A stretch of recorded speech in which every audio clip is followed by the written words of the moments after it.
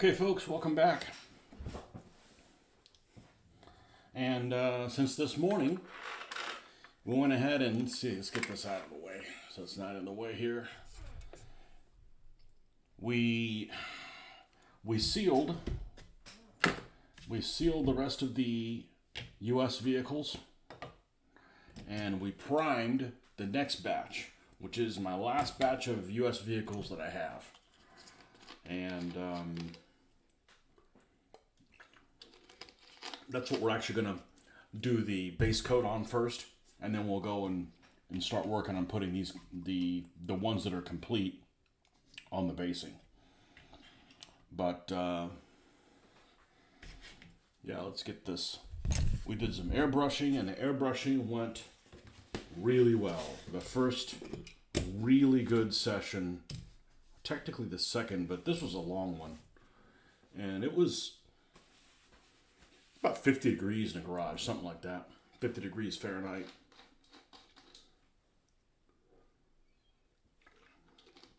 And it went really, really well.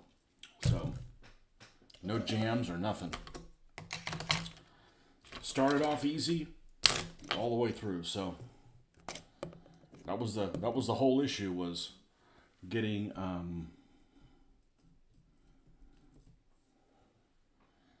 the needle, the replacement needle there with in 0.5 instead of the 0.35. 0.35 is just looks like it's just too small. Speaking of too small, this is too small. Let's use this. We got a bigger work area here to protect what we got going on. So we're gonna get the U.S. Olive drab out here. Yep, and we're going to dry brush the 3 half tracks and the Sherman 105 from Fujimi. I believe it's a Fujimi Sherman 105 that I bought at a estate sale, already built. So I think I paid $1 for it. So I think I'll get $1's worth of enjoyment out of painting it. How about that? That's good enough for me. We're gonna need a piece of paper towel.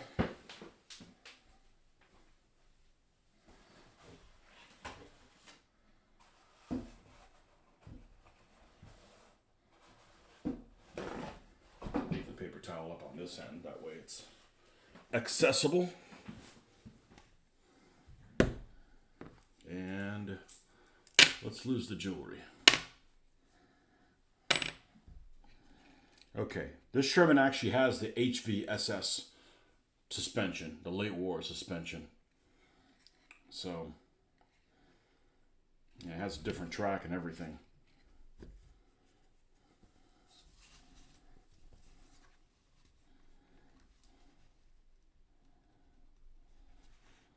Let's just get some olive drab out here.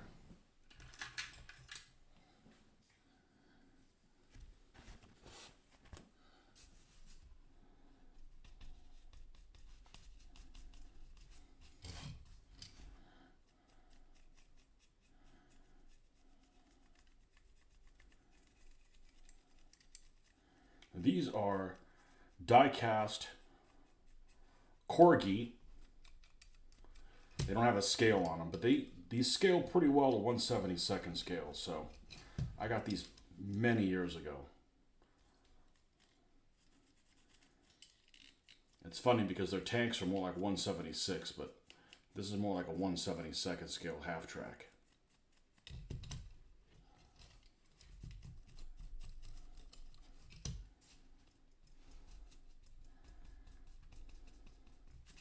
Like I've said before, I already had it.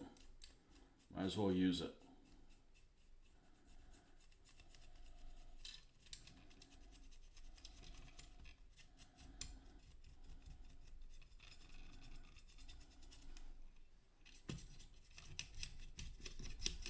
This is going to give us a base color to be able to add the strong shade. Add a little bit of modulation on there.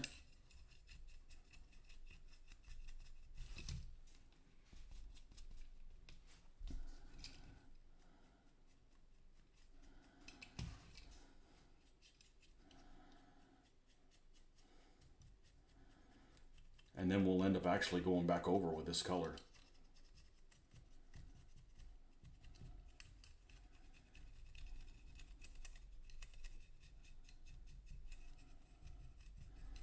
I'm pretty happy with the results.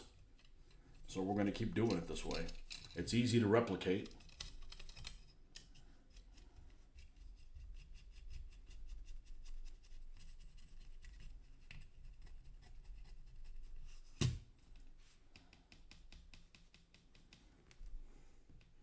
Twice on Sunday. That's right, Marcus. How you doing, man? You're here twice on Sunday, too. Give yourself a round of applause. Hurry before you got to make dinner. I'm just guessing you make dinner.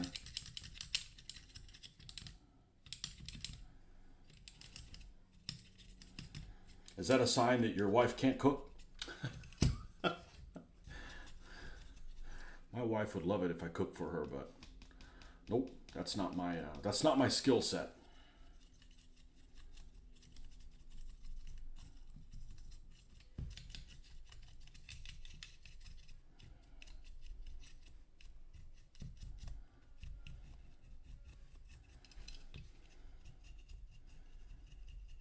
Oh, by the way, I didn't check. Was I successfully able to make the tires not move? Yeah. Yeah, they don't move. Perfect.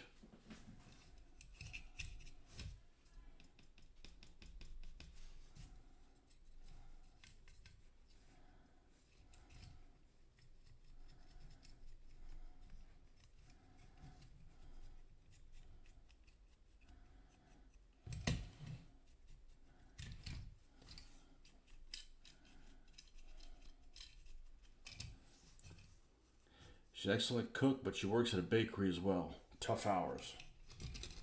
Yeah, probably gets up super early.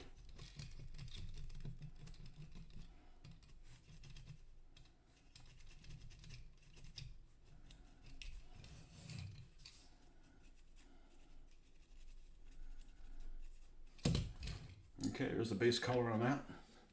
Then we'll have all our Americans done. Time to get more.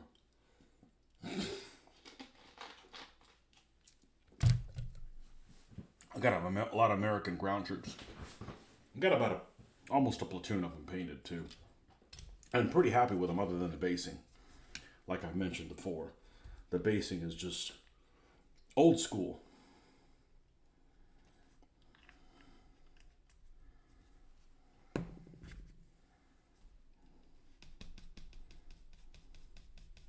'90s old school. 1990s old school. This doesn't have to be perfect. I would just like some of this black lining showing. Keeps you from having to do a pin wash. The half tracks I think are closer to 1/72. I think they're closer to 1/72. They're pretty darn big. But you know, they gotta carry 12 guys. I gotta look into that. The standard TO&E for the US squad is 12 men. And I guess in that case, if they carry all of them, you still gotta carry the driver and the guy on the 50, unless he's supplied by the squad.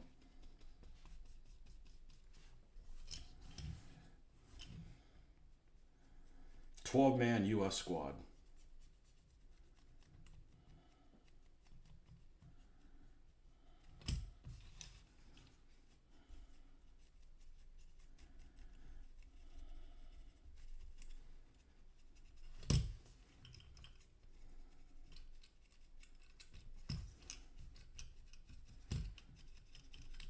The one that looks really small is this Sherman's. This Sherman's actually a Fujimi 176th with a 105. That's an estate sale thing. So it was already built. I paid $1 for it. I think I'll get $1 worth of enjoyment out of it.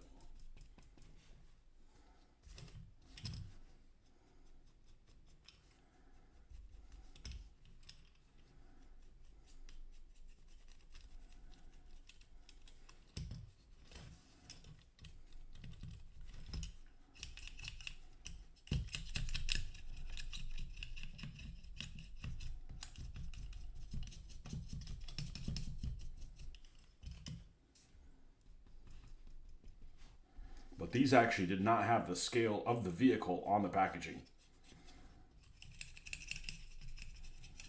You know, they're just toys.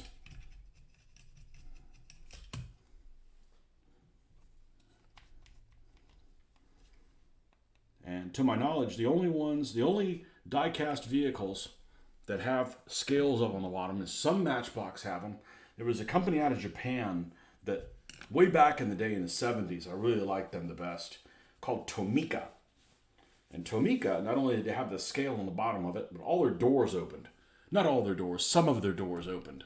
You know, and they had realistic sized tires. They weren't like these big fat racing slicks that, you know, all the Hot Wheels and Matchbox have. A lot of the Matchbox actually have a ridge on the tire, I guess, so it rolls better. So you got a tire that's flat on the bottom, and it's got a ridge on it, so it rides on that ridge. Hot Wheels don't normally have those, but my dad never liked Hot Wheels because it was always like, they got these unrealistic tires. I'm like, Dad, it's a toy. Damn university professors gotta pop the bubble and bring everything back to life no matter what, but doesn't look realistic.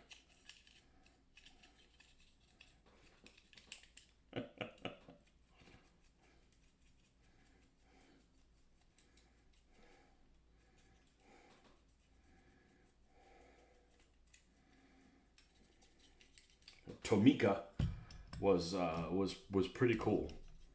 The only thing I didn't like about when you're a kid, you don't understand that there's some vehicles that just don't make it over to the United States. So some of their, I'd be like, oh, this is a such and such vehicle. How come I don't see that on the street? I said, well, it's a vehicle that never made it to the United States. It wasn't imported. It was like a Datsun, but it was a model of the Datsun that wasn't imported. So. Making older kits or toy-like kits look good. Some of my favorite projects. Me too. I got nothing to lose.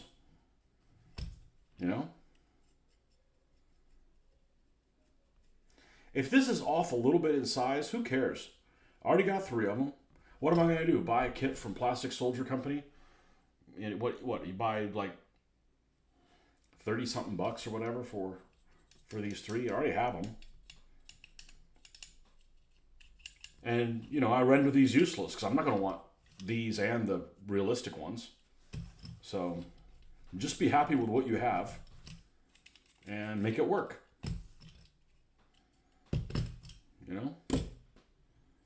Be happy with what you have and make it work. Otherwise, all you're doing is buying more shit. You can buy more shit. Just finish the stuff you already have.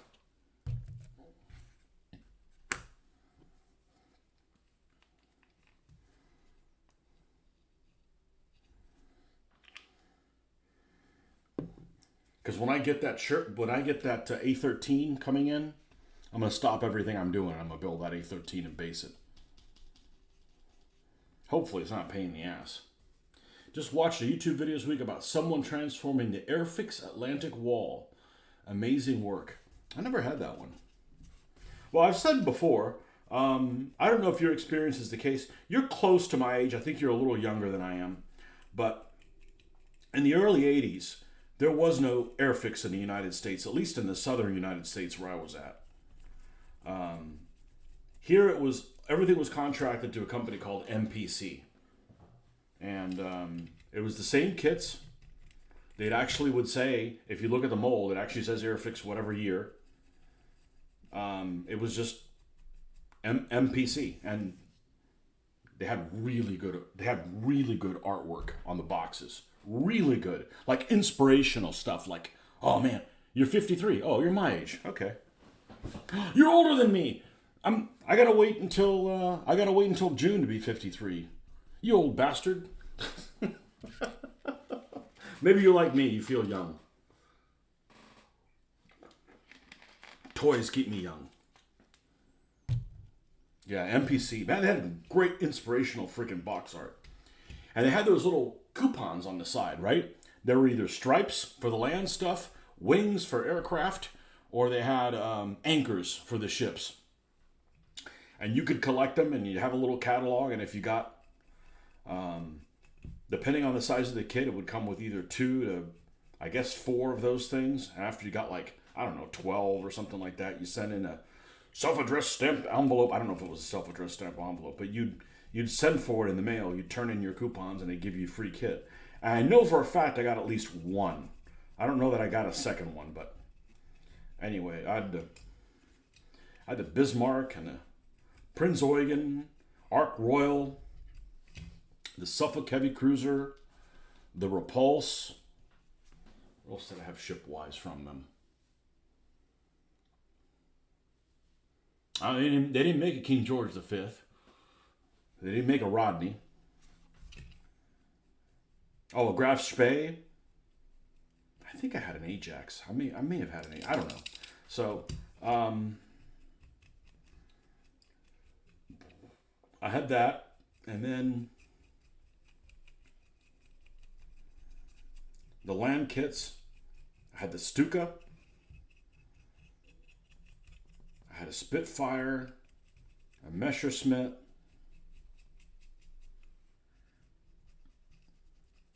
Never had many American planes. It's like Matchbox. I know 176, but I like the diorama stuff. Yeah,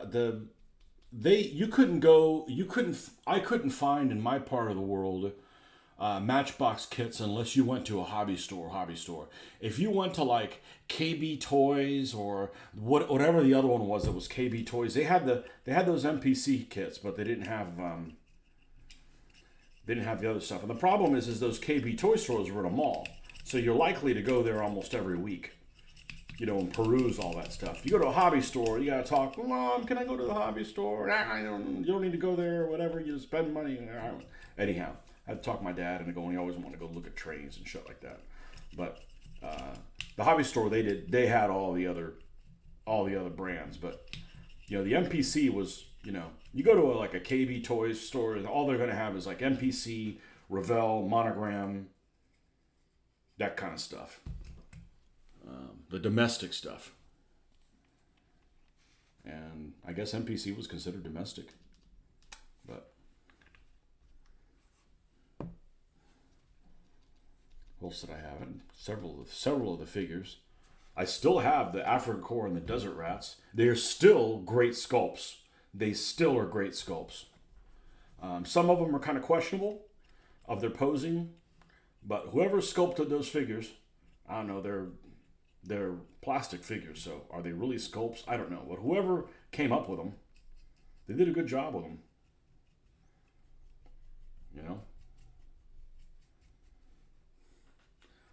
The only thing I didn't like about them is their African Corps. They had a whole lot of figures that had, like the Desert Rats. The Desert Rats you'll see photos that they'll have shorts and they'll have their socks pulled almost all the way up to their knees. Their African Corps, a lot of their guys were that way as well. And it's very hard to find photographic evidence of African Corps doing that. They usually have long pants, or if they've got shorts on, they've got like tall boots that cover, that you don't, if they're wearing any socks, can't see them, kind of thing. So I was always annoyed that the figures didn't look like what photographic evidence looked like. But they're pretty decent. They're pretty decent sculpts.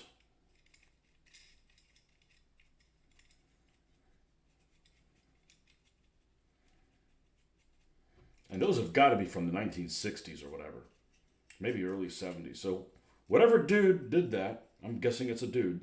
He did a really good job with it. I appreciate their style.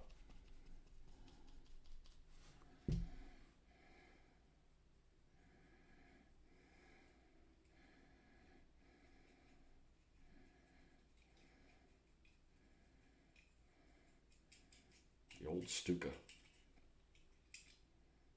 But the first model kit I ever built that was a military kit, okay? Because I remember when I lived in Huntsville, Alabama, I remember for like my 8th or 9th birthday, somebody would give me like model kits of like a van with like Luke Skywalker shit on it. I mean, I don't know what the hell a panel van from a Dodge panel van with Luke Skywalker shit on it would be. Actually, I think that was an MPC kit too. But my first military kit that I built on my own, I was about 10 or 11. It was a snap type kit from Monogram of a P-40 Flying Tigers. Because, you know, who doesn't like the tiger's mouth on it, right?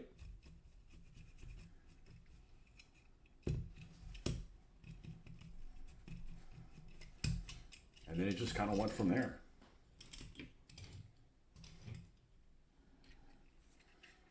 Should have bought more of these.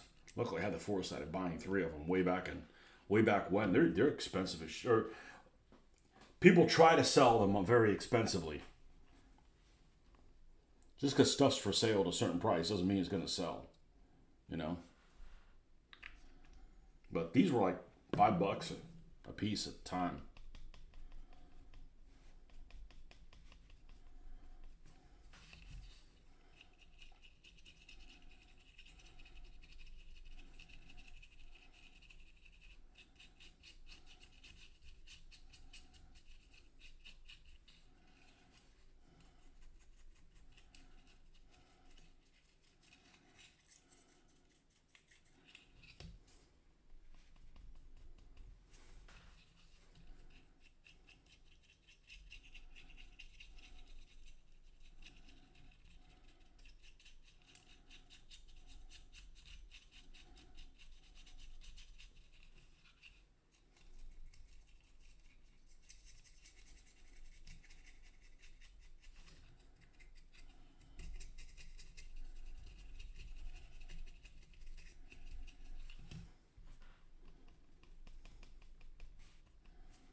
So that explains why you do this scale too.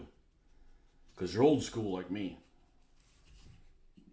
If I had to do it over again, I'd still do this scale. I really like this. I really like this scale. I really do, for skirmish and shit like that. The one true scale, somebody on miniatures page used to say. Get everybody all wound up.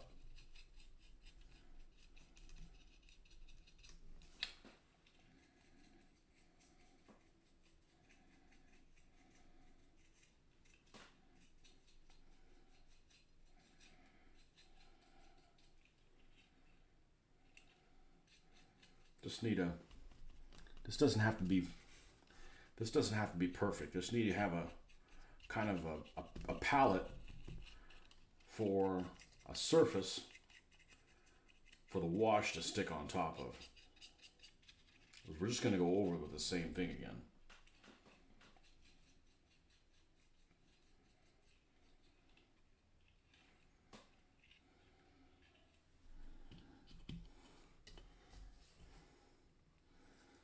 We didn't leave a... Yes, I have one here. Thank you, Jesus. There we go. So I airbrushed today, and it went phenomenal. It went phenomenally well. There's a 0.5. There's a 0.5 needle is the secret. If you're going to prime, if you're going to seal, varnish, whatever. Varnish makes it, the word varnish makes it sound like it's glossy to me. You know, like you're going to varnish a chair. We had those colonial type chairs in the house that had varnish on them. They're shiny as shit.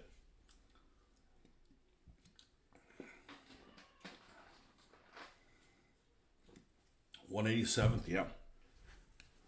HO scale, or people that don't know, it's HO scale. No, it's not. HO. Just like the support weapon in the American squad is a BAR, not a bar. Shoot him with a bar. Nope. BAR, pal. Go back in the foxhole.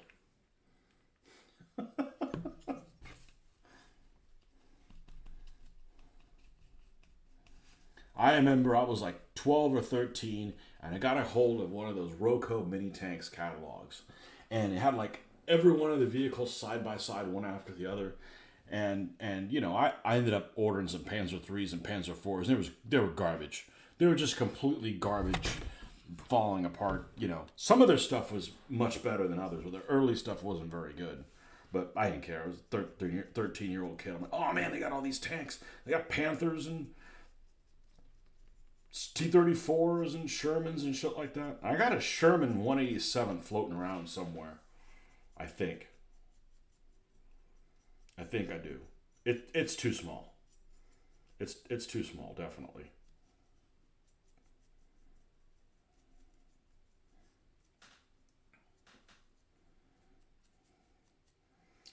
But back in the early 90s when I worked at the hobby store and the Soviet Union opened up, there was those tanks called Premo, spelled Premo, and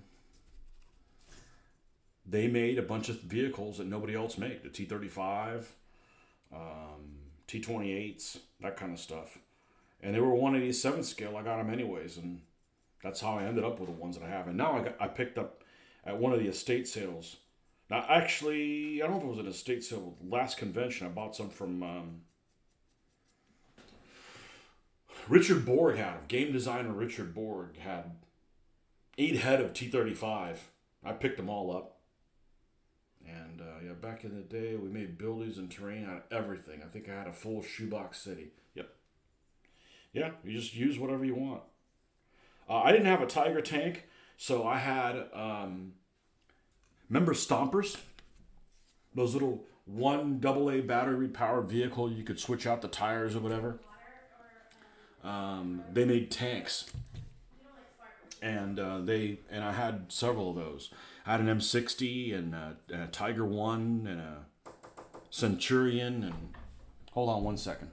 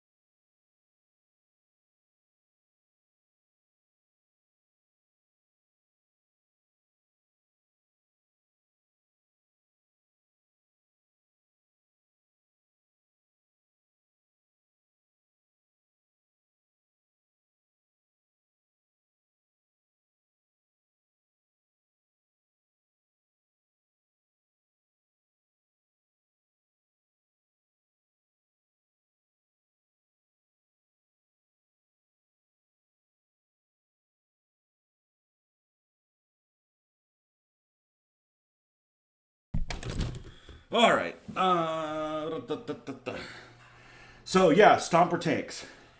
I had those were freaking awesome. Those were freaking awesome. I actually had an SDKFZ 250/9, an M60. I don't think I had the Soviet tank, which was a T-62. I would have at the time freaking used it as you know, one of a heavy tank for the Soviets or whatever. All the running gear on the tank was the same. It was not. It didn't look like any particular tank. Those things are worth a shitload of money. But unfortunately, what happened is the tracks would dry rot, and you could still find them. But that was a cool freaking toy. You know. That's the thing about the toys when I grew up. They might have been motorized, but you still had to go dig holes in the dirt to play with them. You know, it's not like you're sitting around and not doing anything. It's like, no, you're still digging in the dirt. You just have motorized stuff to do it with. Still a dirt digger. Okay. All right, these guys are going to be set to. If you do the wash now, some of this stuff will come off. So I want them to sit a little bit. And I just realized it's quicker to just dry brush them like this. You have some black left in there that it adds some interest in the crevices. Instead of painting the whole thing this color and then going in and pin washing stuff, it just takes longer. It's just easier to. Uh-oh, we lost a wheel. What is it? One of the suspension things? It's one of the return rollers. All right, we'll put this off to the side. And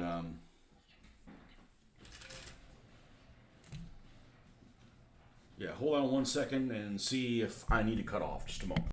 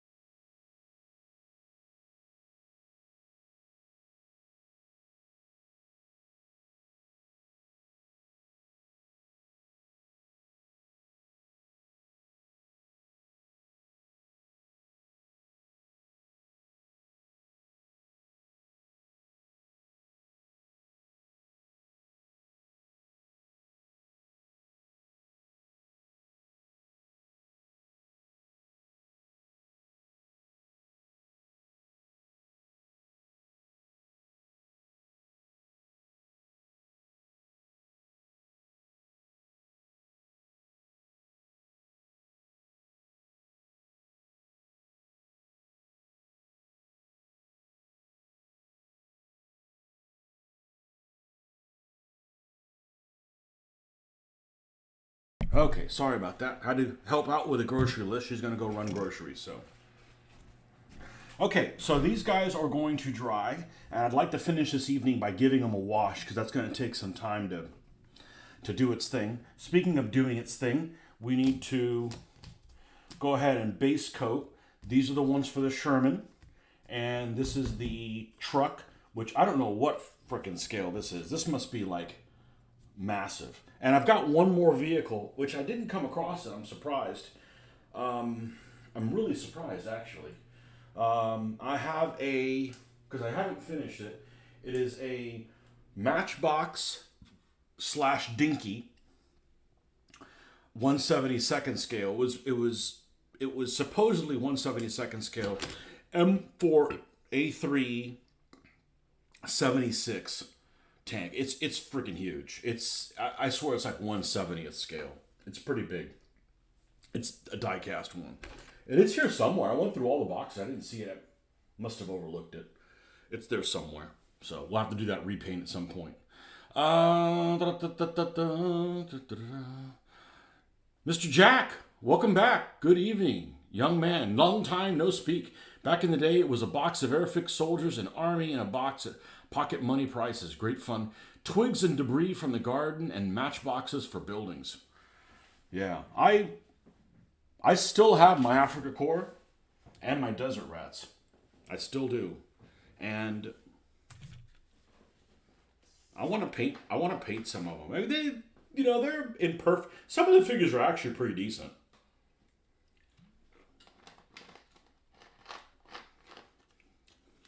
When you're a kid, you're like, why do I got these Africa Core guys who are surrendering? Like, that's useless. That's useless stuff. You're no good to me surrendering. So we're going to paint these in chocolate brown.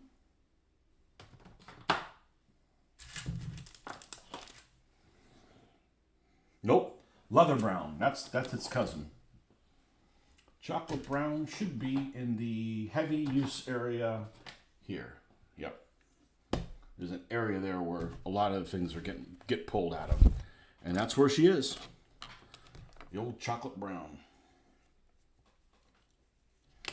The U.S. paratroops, which annoyingly came in blue, dark blue, the same blue that the Germans came in, and the RAF ground troops.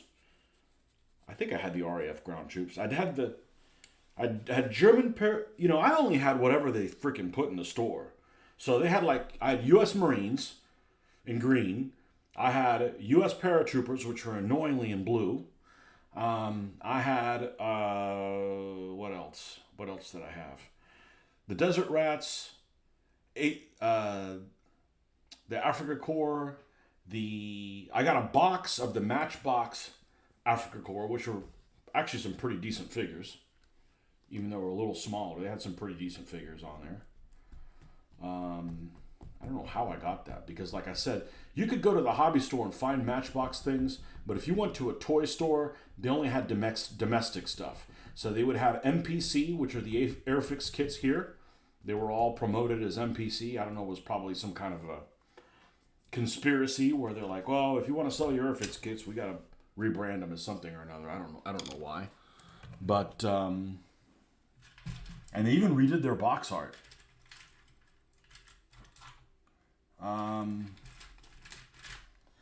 What else did I have? I'd never had Russians. They weren't available. They didn't come over, or they were never in any stores. That German army, the German pilots, the paratroopers. I'm pretty sure I had the RAF ground crew. That may have been it. That was back in the day. If they didn't have something in a store, guess what? You didn't get it. Sorry, we decided not to carry this. Well, I guess nobody will play with it, It's just one of those deals. Not now, like, screw you, I'll find it.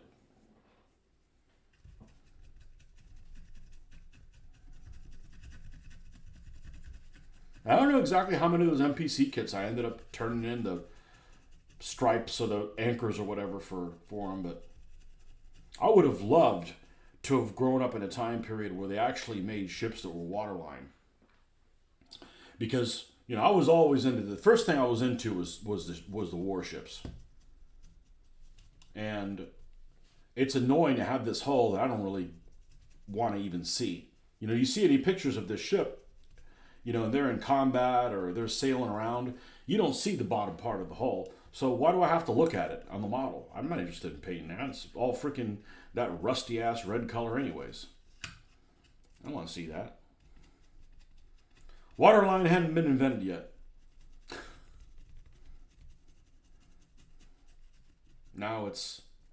I think now it's kind of standard. Most people want that. You bought what they had and you made do. That's right. And you didn't know that there was something that you didn't have. So you didn't care, right? It wasn't like you were missing out, like, oh, well, because I think Airfix makes a Warspite. I think they make a Warspite 1/600 scale. It wasn't branded as an NPC. I didn't know that. I was missing it.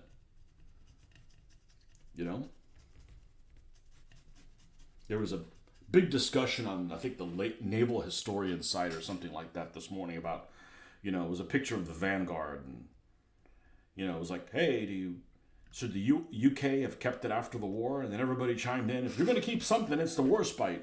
And I agree. That joker was everywhere and survived. Starting with Windy Corner. Reminded me of the Warspite commentary this morning.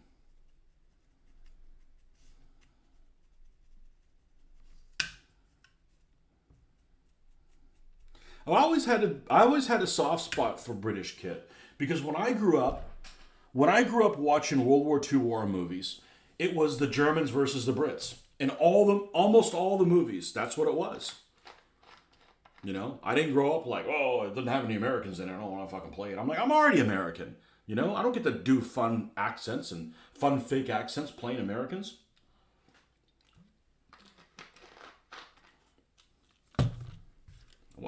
I want to play the Brits and the Germans. And Soviets, nobody made Soviet stuff back then.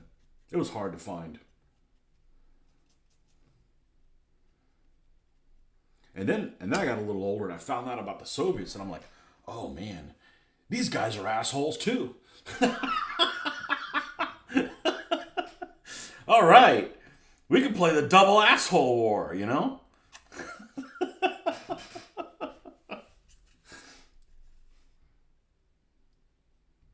Little older, being like 13, 14 years old, Well, I grew up, the war movie I watched more than any other war movie, easily, Guns and Navarone. And no, I didn't ever have that play set from Guns and Navarone, but man, I remember going into, what was the name of that huge toy store? Lionel Playworld. And they had that freaking Guns and Navarone thing, and it didn't look anything like the fucking movie, right? The movie, it's, both of the guns are on the same level. This one had like one gun on a higher level and it's fucking yellow or something like that. Another one lower and a totally different caliber. You didn't care. You were a kid. You're just lucky to have freaking naval guns or whatever. Lionel Playworld. That was like the original Toys R Us. And the funny thing is they had a kangaroo too. And Toys R Us also had a kangaroo. I'll have to see if those two companies were somehow related. I think Lionel Playworld is a kangaroo. I don't know what it is with toys and kangaroos.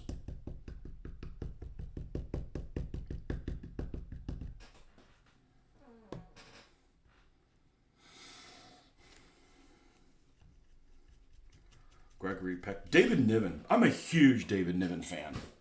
He's one of the few people that can pull off a mustache and not seem like a child molester.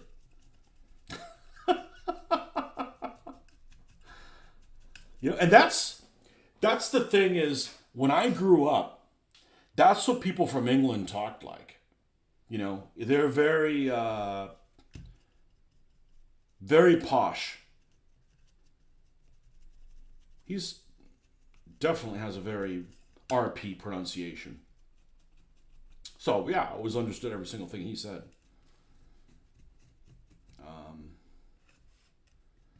Boy, I really slathered the shit on this one.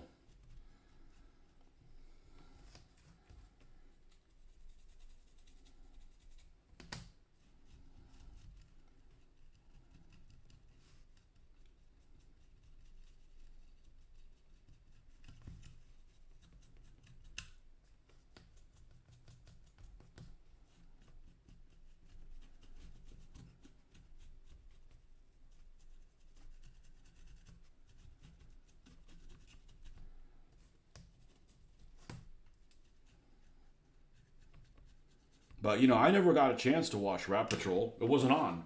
But if I would have watched it, I would have been pissed. I would have been pissed that, what the fuck are the Americans doing there? You know? Because I'm not one of those people that's like, oh, U-571. It's like, yeah, it's a travesty. I think it's a travesty that they made a movie about a North Atlantic convoy, the Greyhound movie, and then it's not a British destroyer. That should not have been a fucking Fletcher-class destroyer. It should have been an ER&F class, British destroyer, Commonwealth destroyer, whatever.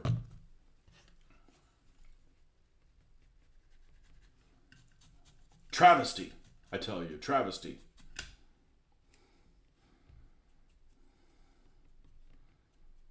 You got to give credit where credit's due, you know?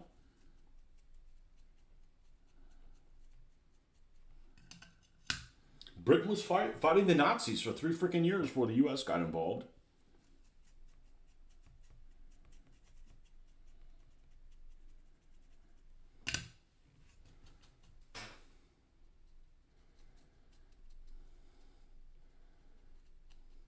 Anyhow, so we got an A13 hopefully coming in the next couple days where we're going to do that. Said I'm going to do Brits for the Desert before I do the Africa Corps. It's the only movie English speak. We have lots of accents for a small land. Yes, you do. Your Yorkshire accent wouldn't have cut it. Yeah. I think with your videos, though, it's not necessarily your accent. I don't hear well. So it's the volume level is a bit low. You don't have that bad of it. You don't have that much of an accent. And Yorkshire's not that odd. It's Geordie. Geordie is just, I'm not exposed to it, you know? I'm not exposed to it. It's like there's this show that came on Netflix. I don't know if it's still on there right now. It's this Italian mob show in modern day. And I think it's either 2 or 3 seasons. It's called Gomorrah. You know, and it's a foreign movie, and it's relatively new in the 20, I think it's in the 20 teens. And it's going to have subtitles, and I'm like, all right, well, I speak Spanish, right? They're going to have the words there. I'm going to be able to pick out some of the stuff that they're saying. I don't have a effing clue what they're saying.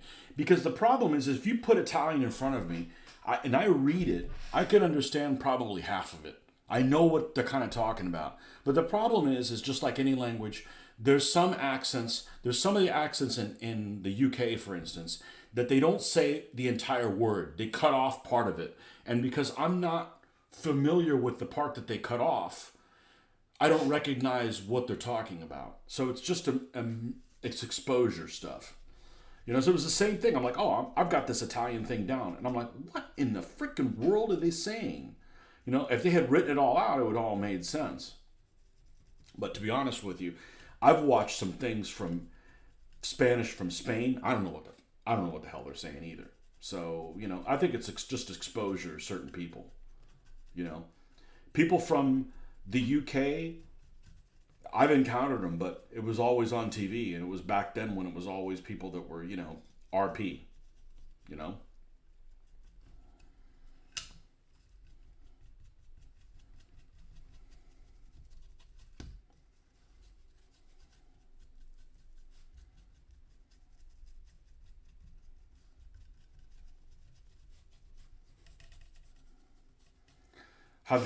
So back in the day, all of the other native accents were disenfranchised in the United Kingdom, huh?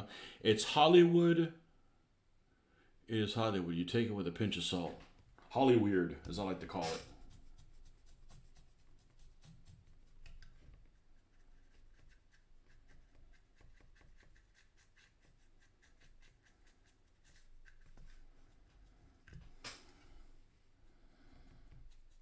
Hollyweird.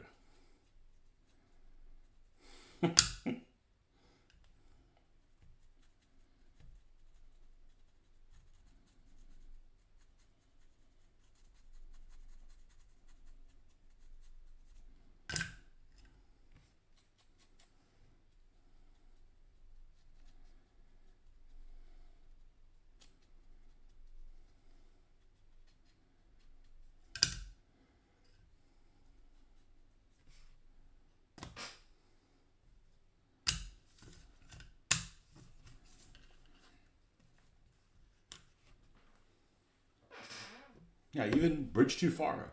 All the British people that are in Bridge Too Far have no problem understanding any of them. Um,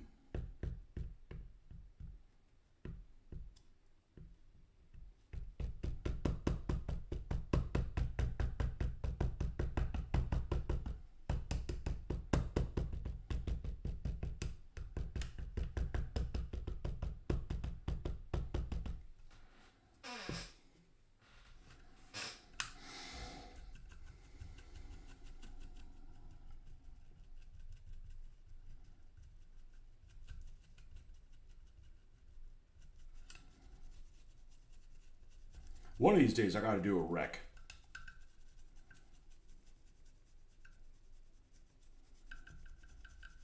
And maybe I will do what, as somebody suggested this morning, and use some of those extra Stewarts as recs. I just have to build a false bottom for it. But it's just a shame that you get all those extra things from Plastic Soldier Company and then you can't finish them. It's just like a waste of resources.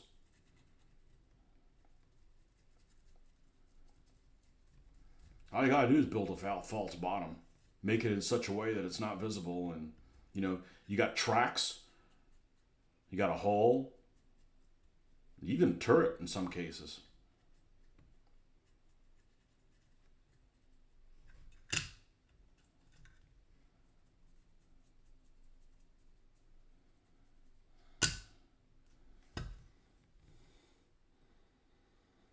You did it with an 8-rad PSC kit. It's changed now. Local accents do make an appearance on regional television, but national television is still the plum in the gob rubbish.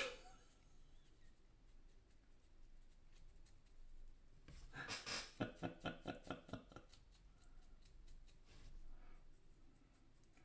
you have an accent that no matter where you go, you keep it? There was a guy that I used to work with. Man, I couldn't stand him. Anyways, he had a New York accent. I couldn't stand him, and he had a New York accent. Double whammy. And he was an older guy, and he had been in the South for like 40 freaking years, and he never lost that accent. I'm a morpher. So if I had to do time in the UK, I will guarantee I will pick up some UK-ish type accent. I will. And then as soon as I go somewhere else, I'll lose it again. Because depending on who I'm around, I'll pick up some of their accent. I'll come home, my wife will be like, have you been around a bunch of country people? I said, why? I said, because you got a twang. I said, the twang goes away. But I'm sure I would pick up some kind of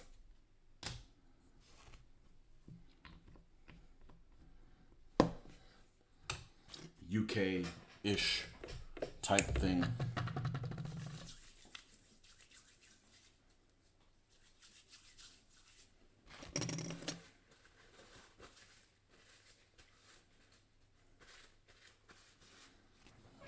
But the problem with a lot of those accents, like I said, for me is, I don't hear well. So if they're speaking fast and they're cutting off words, they're abbreviating them, then I'm not. I don't have the. I don't have the.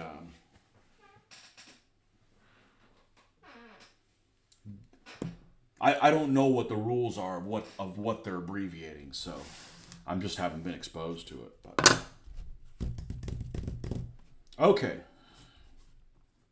So while those jokers are drying, let's go ahead and give these guys a wash of strong tone. Yeah, there's an 8 rad PSC. I don't remember what extra parts it came with, but the one that's the command one, the 263, that would look great, half submerged in like a sand dune, and that's like an objective that people have to go take the maps or something like that. The only thing I don't like about actually, I love the desert. Okay, the desert is classic. I don't like the long range desert group. Because I don't like some of those Chevrolet trucks. They're just really unattractive. And I'm not paying any Brits dressed as Arabs. I'm not going to do that. It just looks silly. Same way, I'm not doing any U.S. paratroopers with mohawks. Looks silly. You know, I don't care if they did it. Hey, I can't model everything. Okay, so being able to say, hey, I'm not going to do this or I'm not going to do that limits the amount of things that I have to do. That's what you used? Okay. Yeah. How'd it turn out? Send me a picture, man. Send me a picture. I'd be glad to see what it looks like. It just seems like a waste of resources. And I'm not a save the earth kind of person by any stretch of the imagination. But sometimes, doesn't it hurt your soul to throw some shit away that you could use? Like, it's stupid to have all these cell phones and they all use a different charger. Like, that's just a waste of resources. Like, can you just agree what phone charger to use? I think my wife got a new Apple phone and it finally uses the same USB-C that I've been using. I'm like, thank goodness.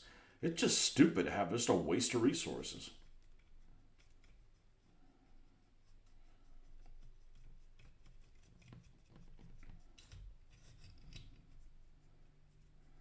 I hate having all those extra beautiful plastic soldier company kit and you know, and not do anything with half of it. You know, it just seems like a sin.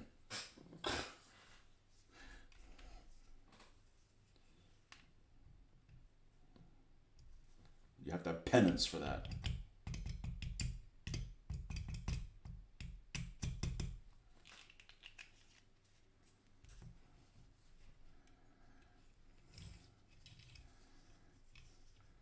I'm so much happier with this than the Games Workshop Agrax. Agrax version 2, because the first version was okay. And that's my only problem with Games Workshop, is that, well, I have several of them. One of them, they don't support their games. But the main thing is they've always started off making whatever product that I discovered with them, and it's an awesome product. And they're like, all right, how do we cut corners? Okay, I'm fine with you cutting corners, but don't make it shitty, you know? And Agrax Earthshade number 2 ended up being really gummy and sticky.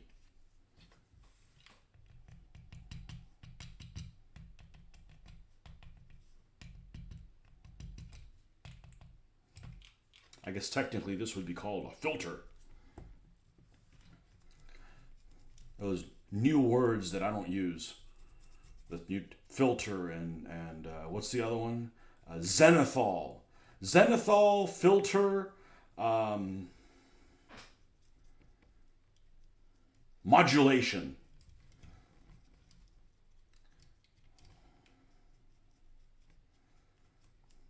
It's that newfangled talk.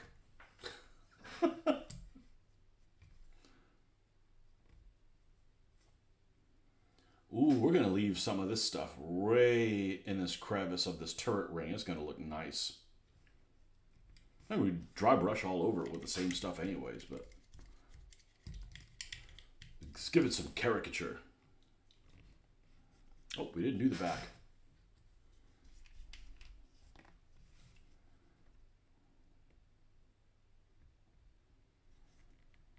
And of course, when I was in Canada, I'm like, maybe I should do some Canadian troops. Well, I would do the Canadian tanks, but then the infantry are going to be the same as the British infantry for Northwest Europe, or, you know, Italy.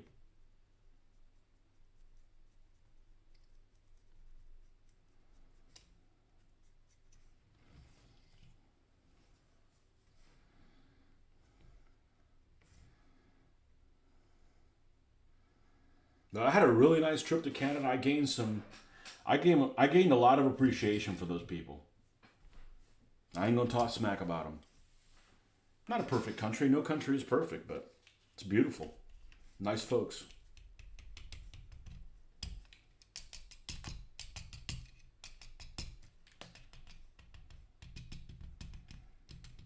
They don't believe in guardrails, though. Must not be enough attorneys in Australia, in Canada. It almost was Australia. There were so many damn Australians there. Damn Australians. Like it's a bad thing.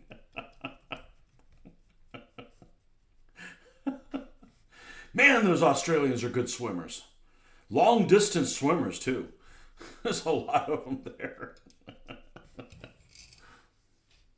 The only accent I don't pick up is I don't know what a New Zealand accent is. So, if I encounter somebody with an accent that there's just not enough people in New Zealand for me to recognize what it is. So I'm ignorant of whatever their accent happens to be. Long range desert group with pink vehicles and Arab headdress do look weird. They did fantastic things, but were few in number. Do you really need them on your table? Well, I do on mine because I do skirmish. So it's ideal for what I'm doing, but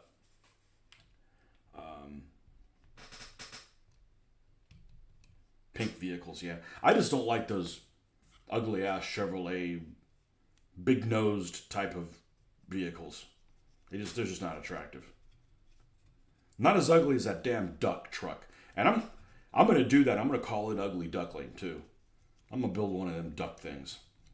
But, God, that's an ugly-ass vehicle. Aesthetically displeasing. For me. But, there's different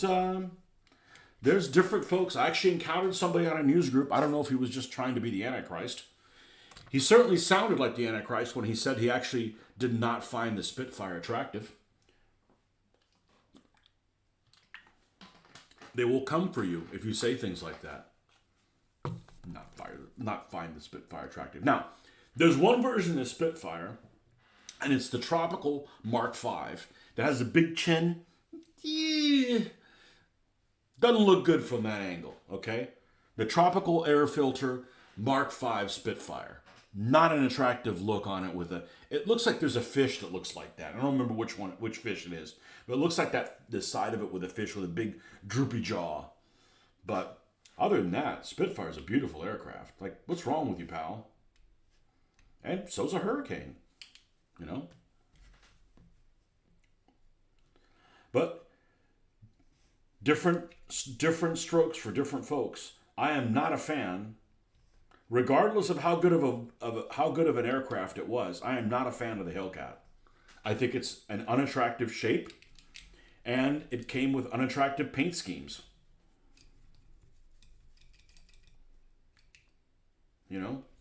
That's the thing about the Commonwealth vehicles. They'll take American kit, and the way they paint it looks better than the American stuff. It just does. I mean, I actually don't think a P-40 is that unattractive, but a Kitty Hawk looks a lot better. Merlin engine in its angelic shape, what's not to like? I know. Maybe the guy was just born ugly. He's just jealous. Yep. What's not to like? Especially with a 20mm gun sticking out of the wing. Just sexy. And the roundel, the British roundel symbol, it's a great freaking symbol.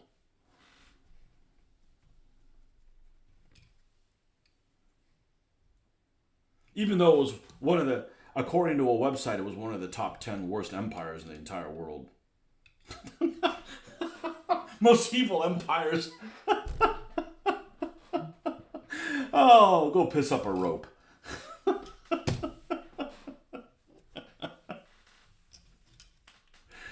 Oh, I'm going to go in a time machine to a time when the presentists didn't exist.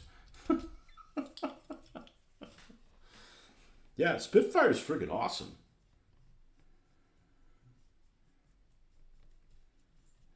I don't know. I like all the British planes. Even old string bags. String bags are cool, Especially all the stuff that they did.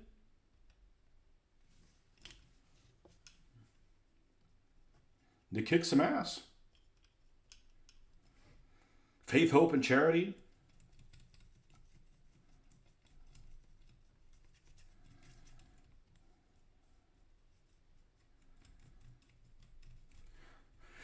I'm not a big fan of the Commonwealth stuff in Northwest Europe, only because, when they started serving side by side with the US, they started looking kind of drab. But in the desert, they're freaking awesome.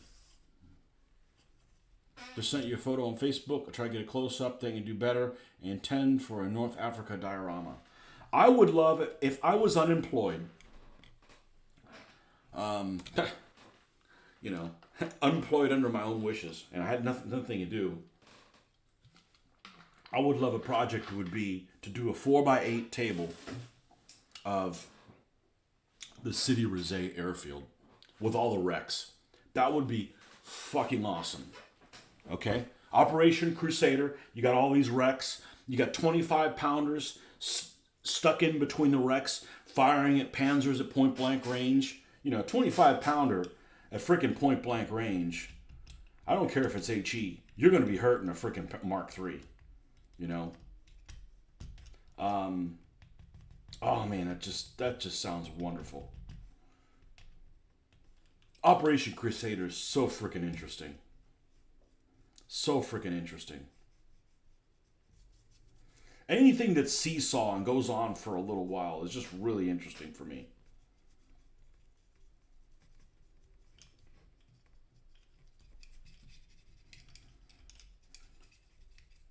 So I'm going to get me some, after I get a couple of British vehicles, if that A13 works out okay for the desert, we're going to do some Africa Corps stuff, because I don't plan on doing any Africa Corps that are painted yellow. In other words, there are going to be Panzer Gray and dry brushed the living shit out of them, where they look like they're dusty and yellow without painting them yellow.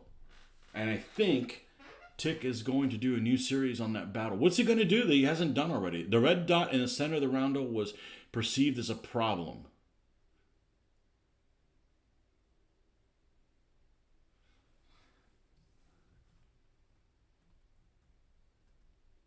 Yeah.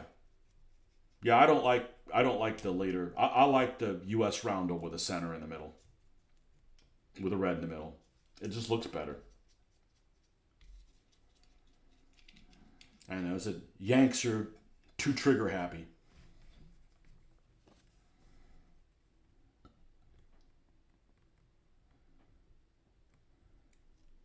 After, what is it? After the, I don't know what it's in the Army, in the Army time period. I would imagine it would have been probably the same, but in the Navy, it was after Coral Sea. After the Battle of Coral Sea, where the Lady Lex goes down, which happens to be my favorite U.S. carrier. The next confrontation I had with the Japanese, all the U.S. no longer use the red roundel in there. So I just think it looks a lot better. The Dauntlesses with that lighter blue, and the roundel with the red. They look a lot better. A Dauntless is actually a very attractive aircraft. Now that I think about it, I've said this before. I'm not a fan of radial engined aircraft. I don't think they're very attractive. But the Dauntless actually is a very attractive plane, in my opinion. I like it.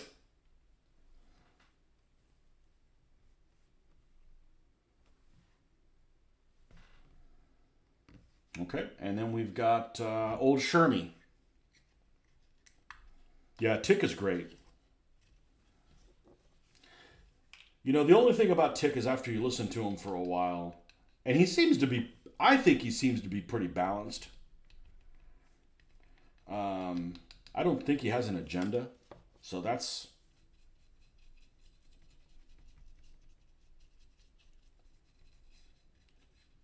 But anyhow, he... the way he ends his sentences all kinds of seems to be about the same after a while, and if you really listen to it, it kind of grates on you. It kind of just can distract you from the story, but he has definitely a lot of war game type info that we would appreciate in his storytelling for sure. I actually found out about him because I was going back, and he was a he started getting into World War II by playing that game that I played that I really like, Close Combat, and he just took off from there. He was a gamer that got into Close Combat, got him into World War II, and that's how I found out about him. Is he had a bunch of Close Combat videos.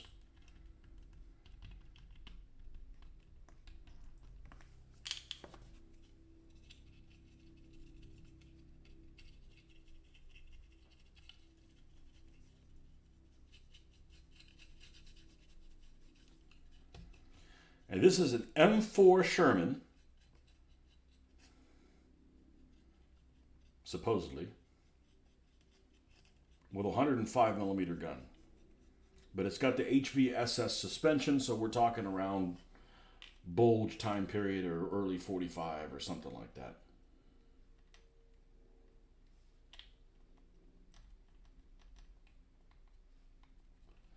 But after doing all the stuff that I did with the Shermans, I have no fear of putting the T numbers on the British vehicles. You know, the tank recognition thing, yeah, we'll be hand painting all those. I got no problem doing that stuff. And nicknames. I think the new series will be titled Gazala. Well, that ought to be interesting. I think the Germans win that one. That's where they use the I think that's where they use the Martyr 3s with the recalibrated Soviet 76 millimeter gun for the first time. And I think that's the last time the Matilda got used as a main battle tank. They started using them as Scorpions and other stuff. I read that recently.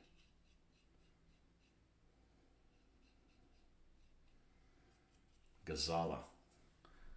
Germans with a long 50. Not all of them.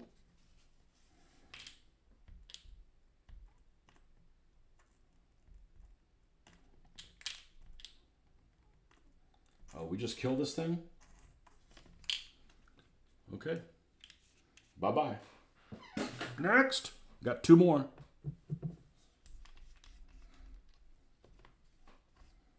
I guess I should shake it.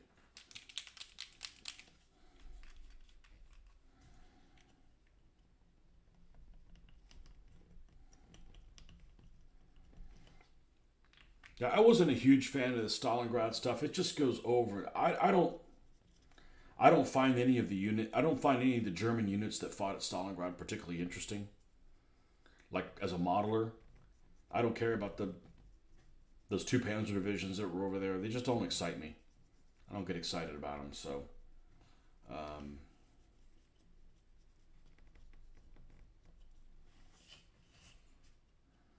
I need to listen to the Crusader one again. Actually, I don't think I finished it. I think I got like one episode or something left to go. But the Crusader one's incredible. Incredible. Okay.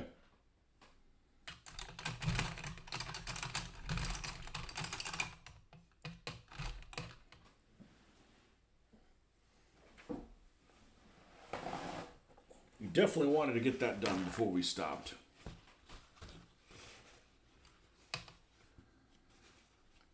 Yeah, I'm a big fan of, who's the history guy? Dan Carlin. But Tick is better. Because Tick has Wargamer shit in there. Okay? You know, you listen to Tick stuff and you're like, oh, I gotta do a scenario with this. You know? It's more zoomed in. And I like zoomed in stuff. You know? I'm not interested in reading about operational type of stuff. I want to get the bolts and this tank was here and this happened and jock columns and I can totally see that. Getting a couple of 25 pounders. And it's funny because the Plastic Soldier Company guys, they actually make Getting here late, so to catch you again. You showed up about the right time when we started. Good seeing you again, Jack. Be well. Stay warm. The Plastic Soldier Company, the 25-pounder gun crews, I believe come with a Europe gear and also no shirts for North Africa. That's pretty cool.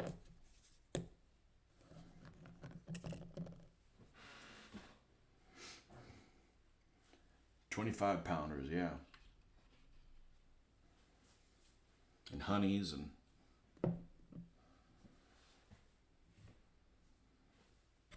cool stuff. Cool stuff. Cool stuff ahead. Cool stuff ahead. All right, I'm going to need to move these guys out of the way that are wet.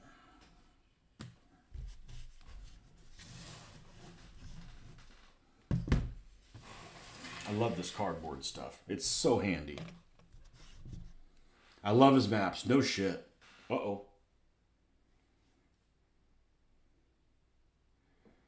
Let's see.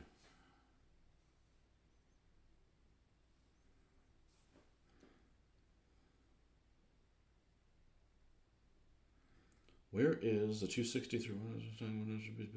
Spot the PSC rec. Okay. Oh, is this it over here? Oh, that looks good. What are we missing on that? We don't have a lower hall? Oh, there's the Sarissa building. How you like those? Oh, there's your Tractor Factory one that came from the... Oh, that's cool.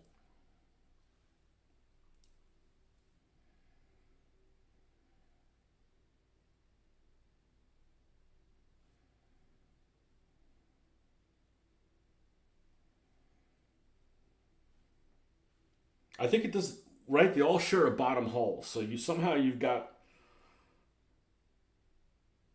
Yeah, I don't know. I want to stick it in a sand dune somewhere.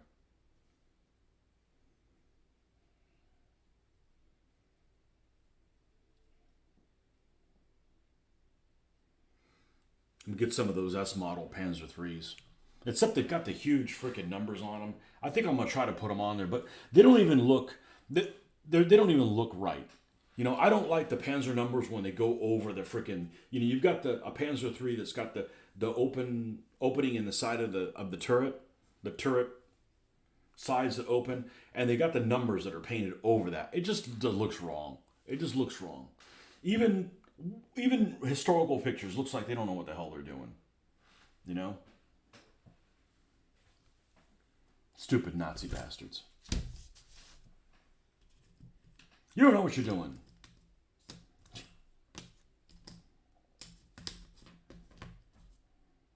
Okay, one of these.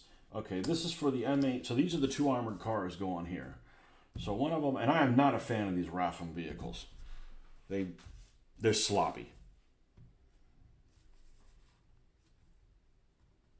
They're definitely sloppy. So we're going to get our marker. Yeah, his maps are great because that's how I learn. I'm very geographically friendly. So that's what I do. When I read history, I've got maps in front of me. I'm like, okay, these guys moved over here and this guy. And he's got a video with everything freaking moving where it is. Like, oh, I like this shit. That's my language. That boy speaks my language.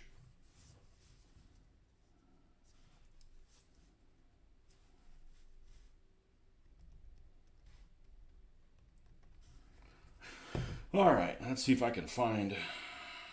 Sometimes it's hard to find the markers that I did. So we're going to end up having to scoop stuff that's bigger than the actual footprint. That's just one of those things. And then we'll have to fill in a little bit of it later.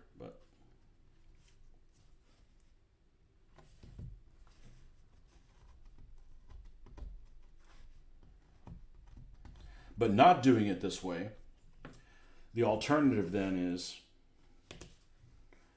you have to glue it to this base and then try to get the goop underneath the middle of the vehicle. That's just a deal breaker. That's way too long.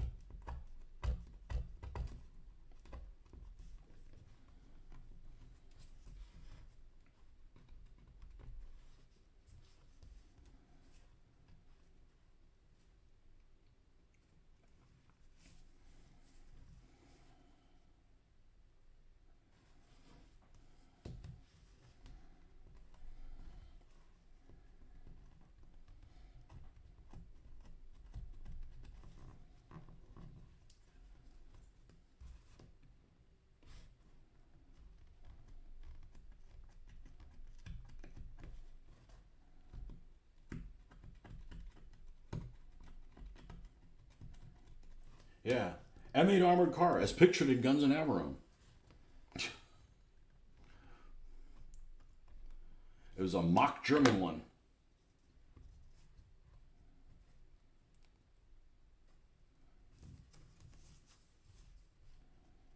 And actually, I have one of these from Corgi. I don't know where it is. It's somewhere. I was going to use it as my part of my modern Africa imagination stuff.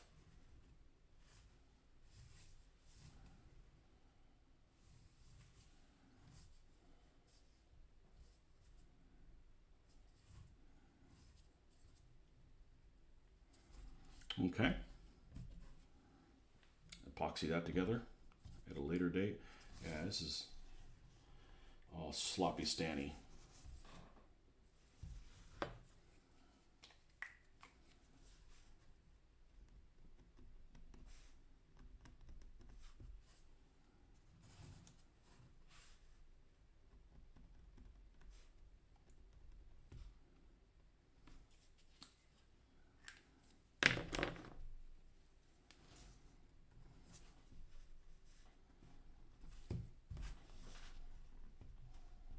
And I would have picked these up in plastic, but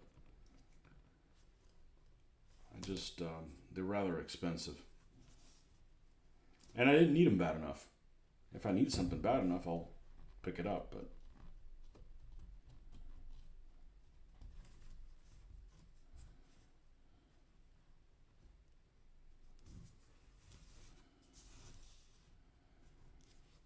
I look forward to doing some counter scheme, and no, mine won't have any light blue in it.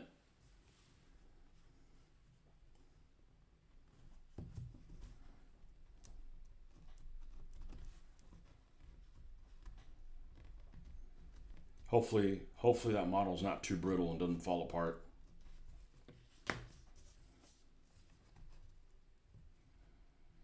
Time will tell. By the way, did it get moved onto delivering it actively?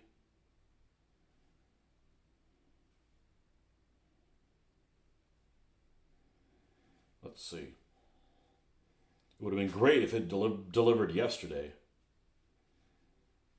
So I'm not rushed to try to make a video of it and everything. My eBay purchases, track package. No, still 8:03 yesterday. Shipment received, package acceptance pending.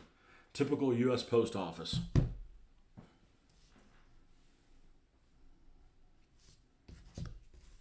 Now, I need to just forget about it instead of like, hey, we tried to deliver it to you, you refused delivery when they didn't even try to deliver it. That's happened to me before. Talk about piss me off. You lie to me and make me a liar out of me. Like, dude, I've been waiting for something for a week. Why would I deny getting it?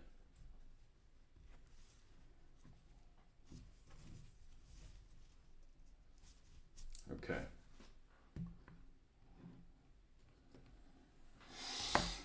Now, we'll epoxy all these in one go.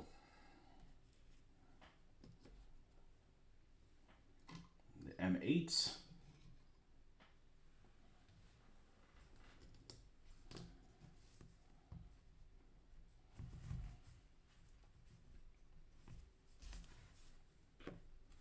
I bet if I cut into this, I won't be able to tell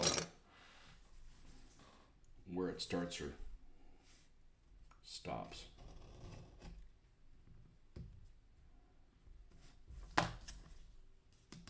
Yep, exactly. Now, a lot of this is a little bit of blind luck. I've done it enough times that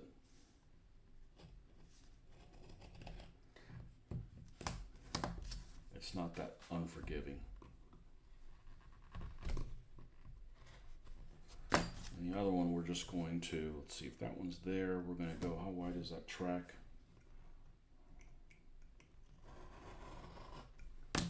Let's scoop this out.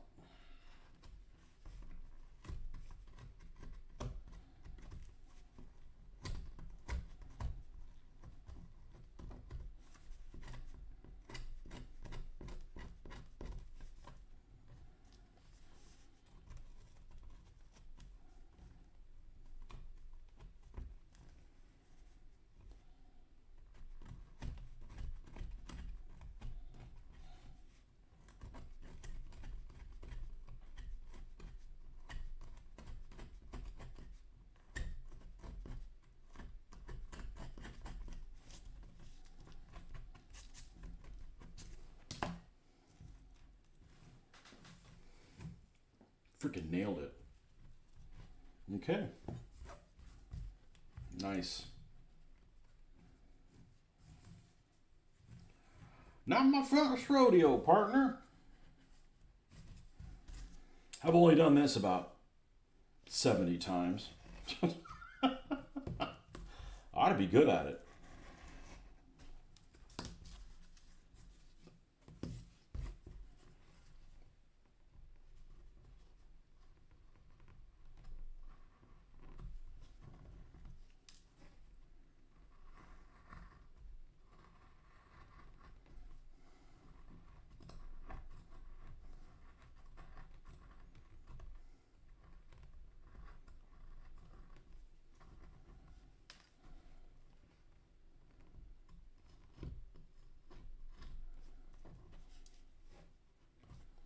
See, it's a little bit. Let's make sure that we're in the right neighborhood.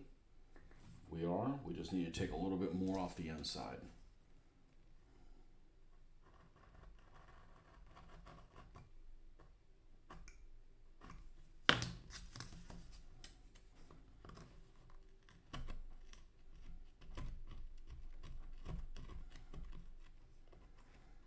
The other maps that are really good is, and I forget what it is, but there's some feed that'll do like the Eastern Front in 1943 or something like that, and it'll go and they'll put these little symbols for all the Panzer divisions and all the equivalent Soviet units, and the front line will move day by day. That's freaking amazing. That is a shit ton of work. I am sure some of it is probably pulled out of their ass because a lot of stuff isn't known, but man, it really gives you a good concept of where salients form and encirclements and that kind of stuff. Okay.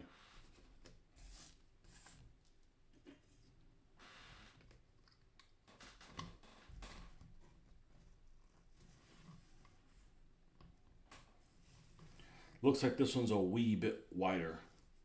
Oh, Barney.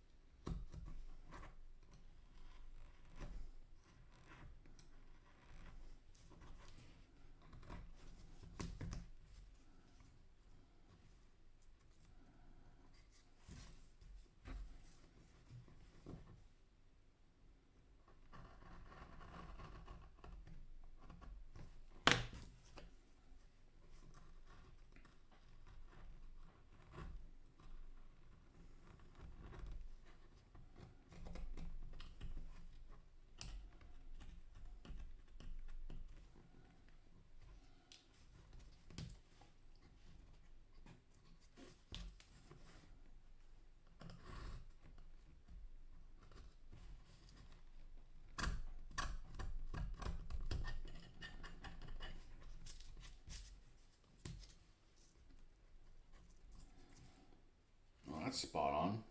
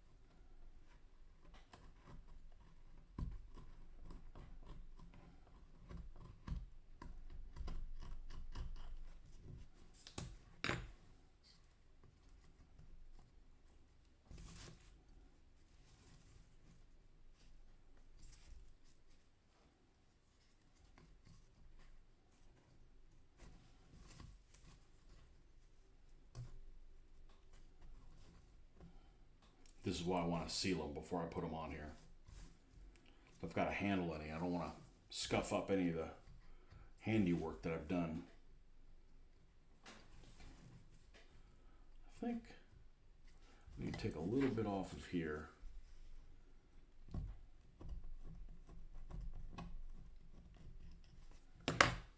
Should be good to go. Yep. The old Stewie.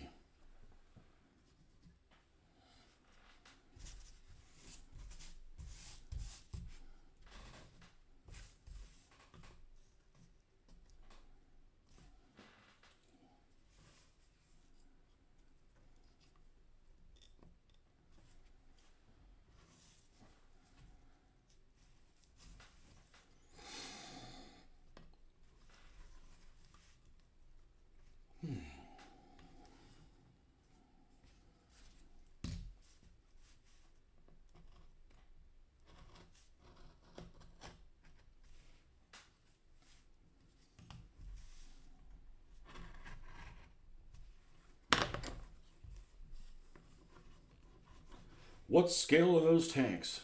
1/72nd scale, most of them. And I got most of these from the 1990s. This one, this set of these that I'm doing, not these, but the ones I just finished, I just got from my trip that I took to Canada. I got these from a store in Calgary called Sentry Box. And I picked them all up there. I didn't need any, but I'm like, well, I'm bringing something back. So they're 1/72nd scale. I got into that scale in the mid 90s when it was the scale to do. And now there's 15 millimeter. World War II wasn't even a thing back then when I started doing it. So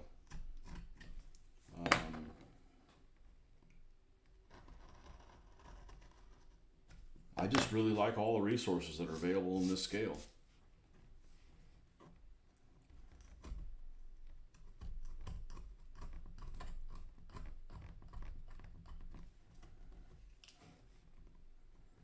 You know, I use skirmish gaming. 28's too big, and 15 I think is too small. So I left it alone for like 20 years. Came back to it. Went right back to the same scale. Right back to the same stuff that I've had for a long time. Many of the things I have are out of print. They don't not make them anymore. You know, several companies are defunct. You got defunct.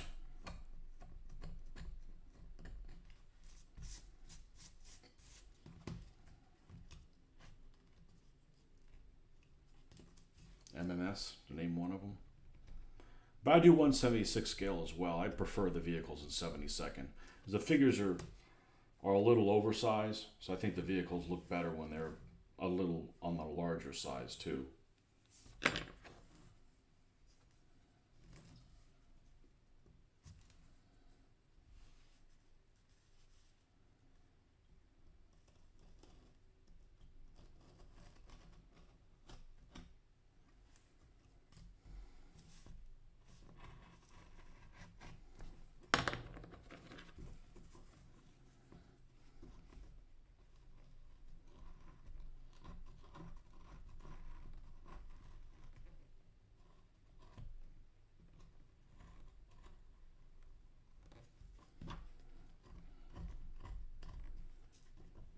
Yeah, a lot of these gamer things that are small companies basically start off with some guy that wants to do this for a living or he's doing it on the side. And then he passes away or doesn't have any sons and his family doesn't want to continue living in abject poverty. Trying to supply, you know, it's not a living out of it. You got to do it because you love doing it, you know. If it's not paying the bills, or if it's difficult to pay the bills, the only people who are doing it is because they love doing it. Their passion. Okay, there's the one with a Cullen hedge cutter. And then the last Stewie. Old Bruce.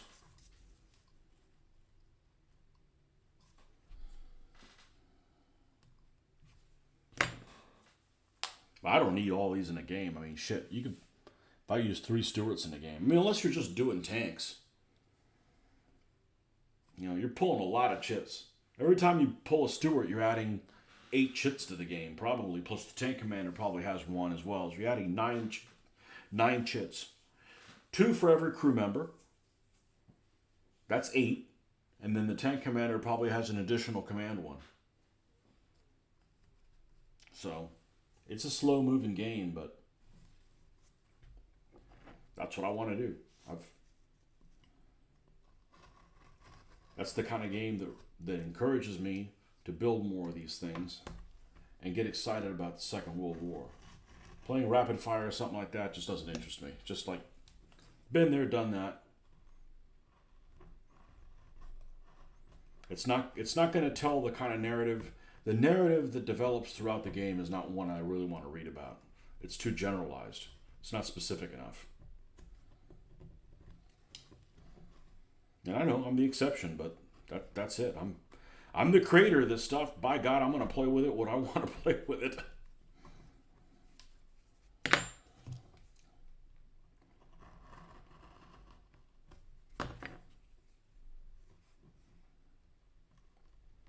The Face of Battle. Here. That's out of print, even though the Century Box had a copy of it. So where is it? This is going to look a lot thicker than it really is because it's got plastic. But it's this right here. All the sheets are coated in plastic. Oh, now this is Secret 5. Oops, which is also really big.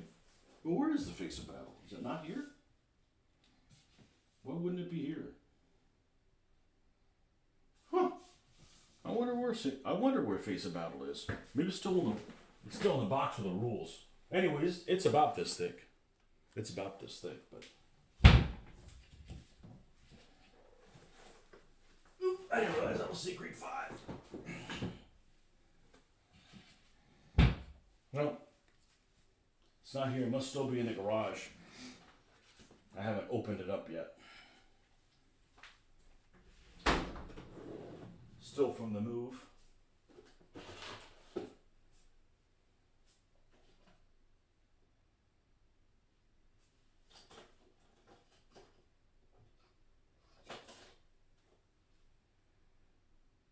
I don't know where that other Sherman is.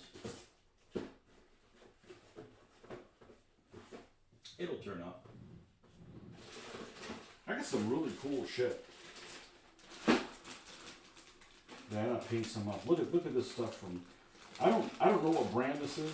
There's a company called the.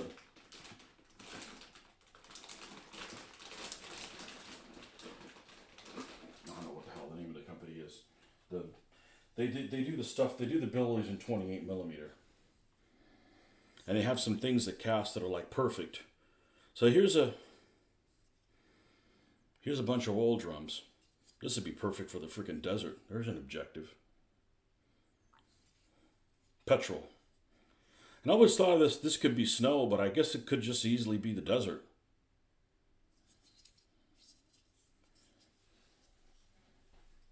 What's the scattered terrain is what people like to call it.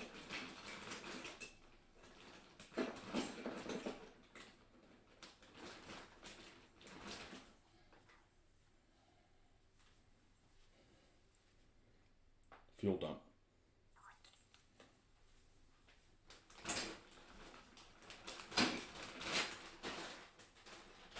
Alright, back to reality.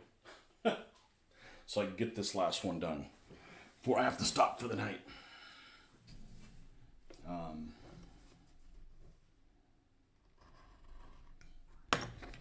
You know, the gaming it's a reason to do it, but it's not my main motivator by any stretch of the imagination. You know, if I never game with this stuff, I'm okay with it.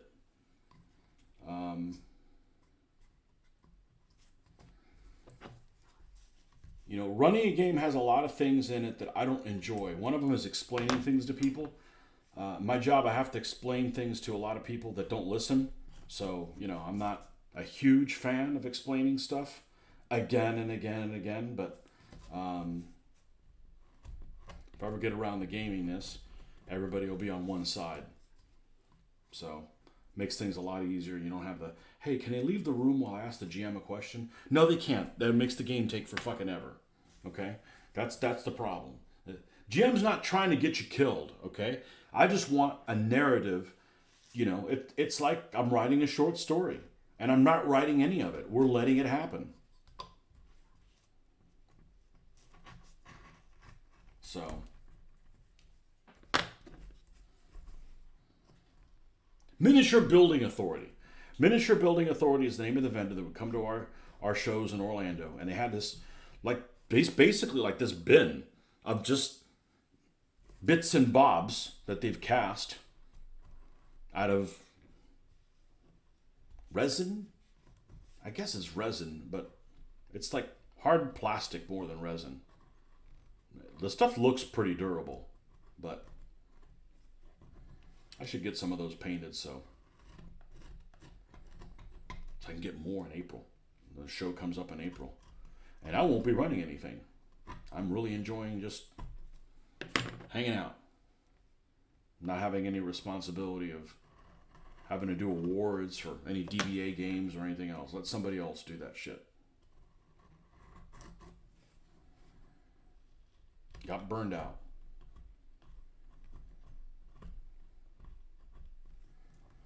And honestly, the reason I got burned out on it was because I got tired of me doing all this heavy lifting and other people just didn't have the consideration to show up after they said they were going to be there. And I'm like, okay, so I'm basically putting my life on hold for the consideration of putting on this game for folks that don't have the decency to show up after they said they were going to. I'm like, nah, fuck this. And you're keeping me from doing World War II shit. So, the ship hath sailed.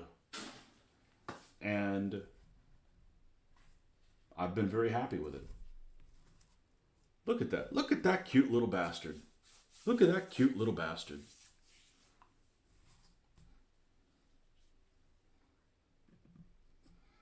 Best light tank of World War II. That's not armed with a 75mm gun. There. God, they're cute. Just wait till we get the honeys. And I'm probably going to get some of those Red Dog Studio knickknacks to put on them, and we can mix them all up and make them all look different. But okay, so we've got all these guys. We're not going to glue them tonight. I can't do the truck because the truck's still wet. I can't do the Shermans because the Shermans are, the stands are still wet. And we can't proceed with these because that's still wet. So that's what we're going to cut for the night. Put another hour and almost 2 hours in. I appreciate you guys coming back around if you did, or for the first time to keep each other company. Always appreciated, folks. That's literally the best thing you can do is just tune in and listen to me ramble on so I can stay on track. But we should be on several times again this week in the evenings. And I look forward to interacting with you guys. Enjoy what's left of your